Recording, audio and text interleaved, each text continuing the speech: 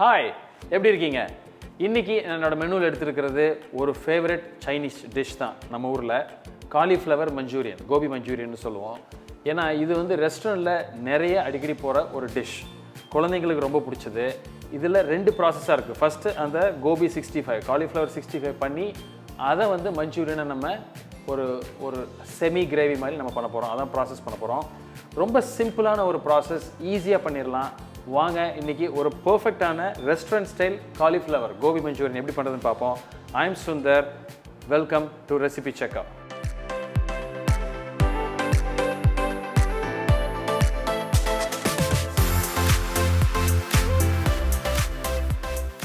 இன்னைக்கு இந்த கோபி மஞ்சூரியனை நான் மந்த்ரா கடலை யூஸ் பண்ணி தான் பண்ண போகிறேன். ஃபஸ்ட்டு அதுக்கு என்ன தேவையான இன்க்ரீடியன்ஸ் அப்படின்னு பார்த்துருவோம்.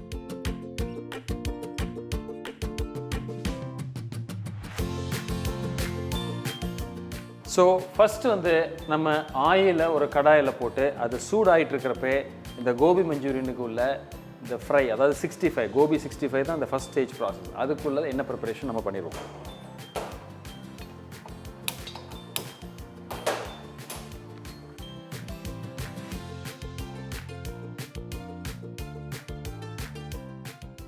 இப்போ இந்த ஆயில் சூடாகிட்டு இருக்கிறப்பவே கோபி 65 அந்த காலிஃப்ளவர் 65க்கு என்ன ரெக்குவயர்மெண்ட், அது எப்படி பண்ணுறோம் அப்படின்னு பார்த்துருவோம்.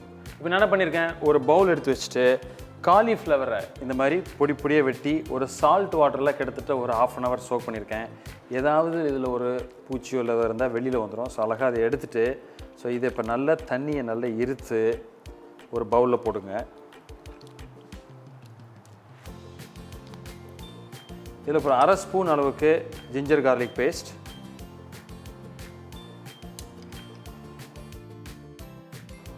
இதுக்கு தேவையான அளவு கொஞ்சம் உப்பு,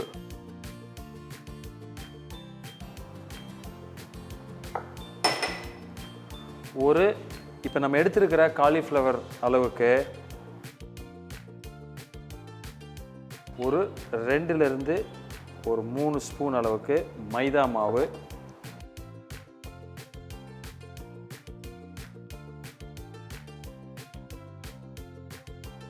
ஒரு 4லிருந்து 5 ஸ்பூன் கொஞ்சம் எக்ஸ்ட்ரா சோள மாவு கார்ன்ஃப்ளவர்.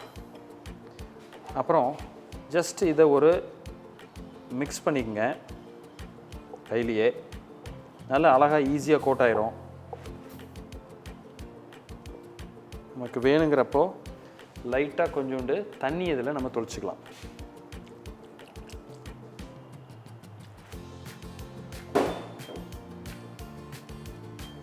ஸோ இந்த ஸ்டேஜில் நான் என்ன பண்ணுறேன், ஆப்ஷனல் இது ஜஸ்ட் கொஞ்சோண்டு food colour, permitted food colour, ஒரு ஆப்ஷனலாக ஒரு பர்மிட்டட் ஃபுட் கலர், ஜஸ்ட் ஒரு ஃபியூ ட்ராப்ஸ். ஃபர்தராக லைட்டாக வாட்டர் கொஞ்சம் ஸ்ப்ரிங்கிள் பண்ணி இதை நல்லா மிக்ஸ் பண்ணிக்கங்க.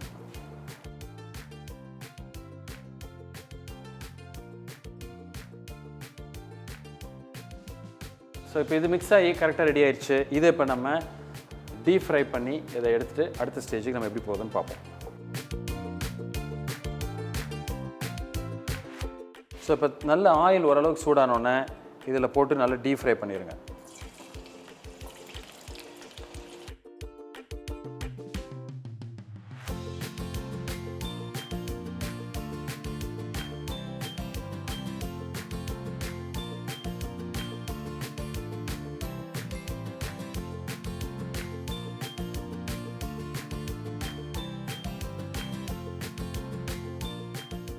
ஸோ இப்போ ஆல்மோஸ்ட் இது நமக்கு ஃப்ரை ஆகி நல்ல ஒரு கிறிஸ்பியாக வந்துருச்சு. ஸோ இந்த ஸ்டேஜில் இந்த கோபி 65 இதை எடுத்து நம்ம தனியாக வச்சுட்டு நம்ம அடுத்த ஸ்டேஜில் மஞ்சூரியன், கோபி மஞ்சூரியனாக எப்படி இதை ஃபினிஷ் பண்ணுறதுன்னு பார்ப்போம்.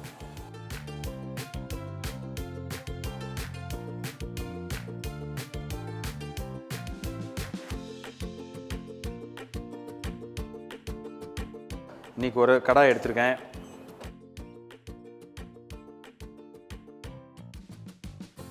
ஸோ இதில் இன்றைக்கி ஃபஸ்ட்டு நம்ம கடலெண்ணெய் யூஸ் பண்ணி தான் குக் பண்ண போகிறோம். நம்ம எடுத்துருக்கிற ஆனியனுக்கு தேவையான ஒரு 3லிருந்து 4 டேபிள் ஸ்பூன் அளவுக்கு கடலெண்ணெய். நீங்கள் மந்த்ரா கடலெண்ணெய் யூஸ் பண்ணி தான் நம்ம இதை பண்ணுறோம்.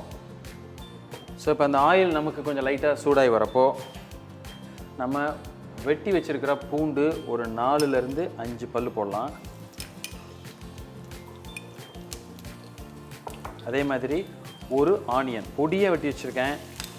ஸோ எந்த அளவுக்கு நீங்கள் பொடியாக வெட்டி வைக்கிறீங்களோ அந்த அளவுக்கு அது நல்ல ஒரு பைண்ட் ஆகி இந்த மஞ்சூரியனில் ஒரு நல்ல ஒரு மவுத் ஃபீல் கொடுக்கும்.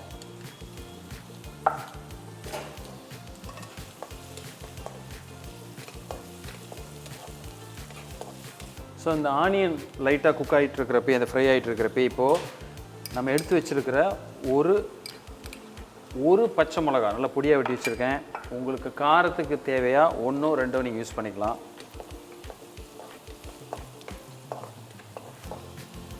இந்த ஸ்டேஜில் கொஞ்சோண்டு நான் சால்ட் ஆட் பண்ணிக்கிறேன்.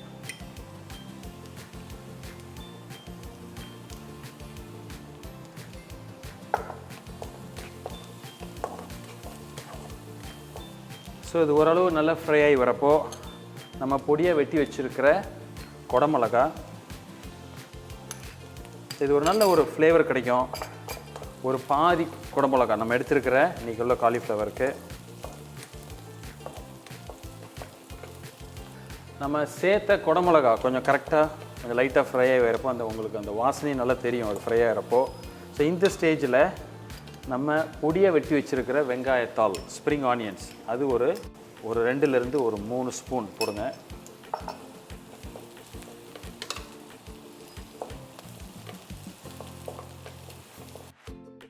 ஸோ இந்த ஸ்டேஜில் நமக்கு தேவையான இதுக்குள்ளே சாஸஸ் சேர்க்க போகிறோம்.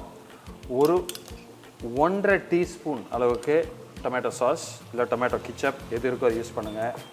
அதே அளவுக்கு chilli sauce, green chilli sauce, ஒரு 1/4 ஸ்பூன் அளவுக்கு சோயா சாஸ், ஒரு கலர் ஒரு ஃப்ளேவருக்காக.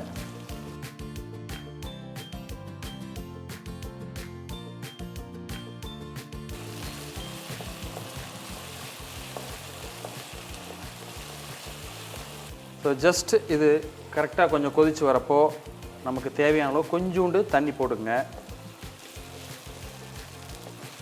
ஒரு ஐடியா என்னென்னா எவ்வளோ தண்ணி சேர்க்கணும் அப்படின்னா, நம்ம எடுத்து வச்சுருக்கிற ஃப்ரை பண்ணி வச்சுருக்கிற காலிஃப்ளவரில் அழகாக பைண்ட் ஆகி அது ஒரு நல்ல ஒரு கோட்டாகி வர அளவுக்கு நமக்கு தேவை. ஸோ இந்த ஸ்டேஜில் ஒரு பிஞ்ச் சுகர், ஒரு பேலன்ஸ் டேஸ்ட்டுக்காக. அதே மாதிரி ஒரு 1.5 பிஞ்ச் அளவுக்கு ஒயிட் பெப்பர் பவுடர், வெள்ளை மிளகு பொடி.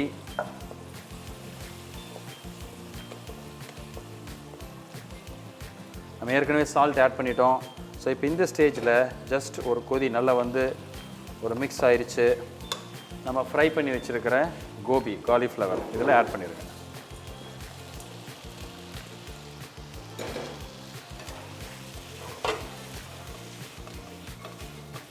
ஜஸ்ட் அழகாக இந்த மாதிரி டாஸ் பண்ணி, ஸோ இப்போது நமக்கு ஒரு பர்ஃபெக்டான ஒரு கோபி மஞ்சூரியன் ரெடி. இந்த கன்சிஸ்டன்சி கரெக்டாக இருக்குது.